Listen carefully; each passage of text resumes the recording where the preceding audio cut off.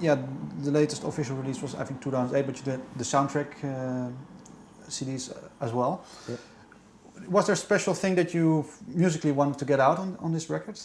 We're just always trying to challenge ourselves and push to find new influences or new styles of music to play or new things to sing and write about. So that's the goal. It's pretty broad. It doesn't have to be fixed.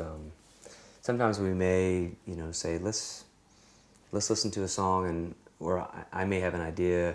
I want to try to emulate a song that I've heard or an idea, but it comes down to just sitting down in the studio with John, and John will be playing the drums and I'll be playing guitar mostly, and just come up with material. We improvise live in the studio. We don't come to the studio with ideas fully written and mapped out. It's just the experience of being in the moment and spontaneous. Has that method always worked for you? Never let you down? Improvising? Or? This is record 7, so I've thought about it and I've wondered, gosh, I wish, and I did think beforehand that I would like to be able to come to the studio with songs already finished and written and ideas kind of mapped out, but it just doesn't happen that way. When was the last time that you actually did that? Or is it decades ago? Well, no, we did. We started off the session with a song called "Ghost of a River," which we demoed and recorded a demo. Went on tour, performed it live, came back, recorded it in the studio, and it just didn't sound as good as that original demo. So we kept the demo. Yeah, that's a good thing to do. It's kind of the way it works, actually, and working with Craig Schumacher is really great because he's been with us in the beginning, and I think he has a sense of when we're onto something and knows when to press the record button, kind of capture that moment when it's not fully learned yet, and we're still really listening to each other and not as confident after you learn the song. Not saying that that's bad, it's just that there's that moment there where it's kind of magical, where you're still figuring it out. The first steps of a fresh-born animal, maybe, something like this. Animal, yes. Animal.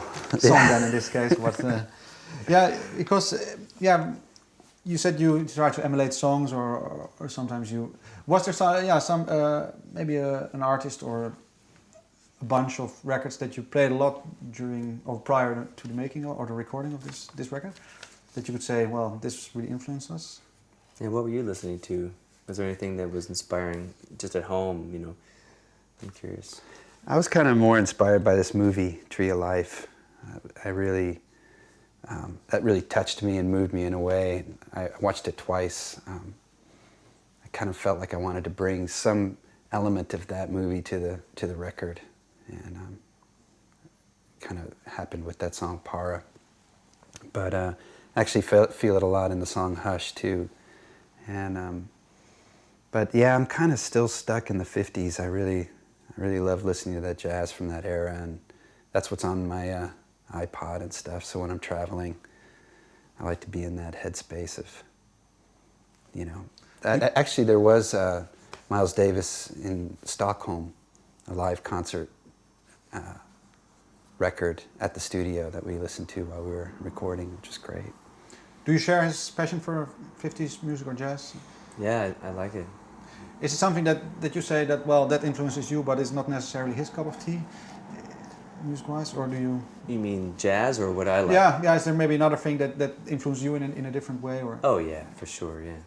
And that's what makes it special, I mean, everybody in the band, everyone that we know has got their own favorite music, and I was listening to a lot of Benny Moré, some old recordings from Cuba, as well as this artist named Rita Indiana y los Misterios, and she's from Dominican Republic, kind of really fast, almost like electro merengue, what I would call it, all sung in Spanish. And there's one song, the first song on that record, called El Huidero, and then I really wanted to bring something of that energy to the session, and I knew it would be a challenge, and John was really cool with trying different attempts at working on it, and it wasn't done in the way that we would normally do a session, where we just do one take of let's say a guitar or piano and a drum.